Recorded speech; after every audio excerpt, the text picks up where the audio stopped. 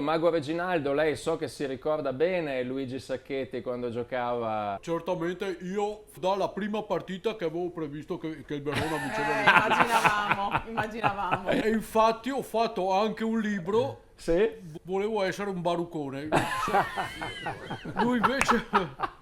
No, il suo eccolo qua, volevo solo giocare a pallone e qua c'è un gol abbastanza discreto, come vedete, un sombrero e poi voilà, il primo gol in trasferta in Europa nell'intera storia dell'Hellas, veramente uno dei gol più belli che anch'io abbia mai visto. Andremo a parlare poi anche di un'esultanza vero particolare, Luigi, di quel gol lì, andreste a inginocchiare sotto lo spicchio di quei 50 disperati. E ne abbiamo avuto qualcuno di quei disperati e veramente fu un viaggio allucinante e ovviamente divenne epico da subito, perché c'erano di quelle difficoltà. Ricordiamo che c'è qualcuno di quei 50 lì che è ancora rinchiuso nelle segrete.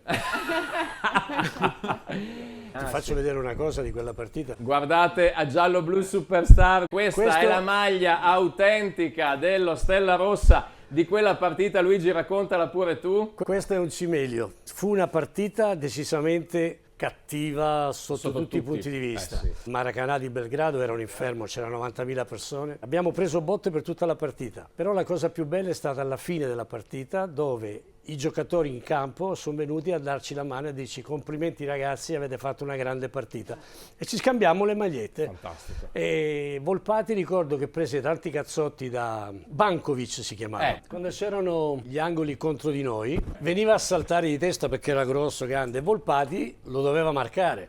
Allora prima che battessero l'angolo, Bankovic lo prendeva per il collo, gli dava un cazzotto in testa, lui restava un attimo frastornato e partiva per andare a prendere la palla. E a fine partita, quando si avvicinò per dargli la mano, aveva paura che continuasse a picchiarlo. Questa mano può essere ferro, può essere piuma.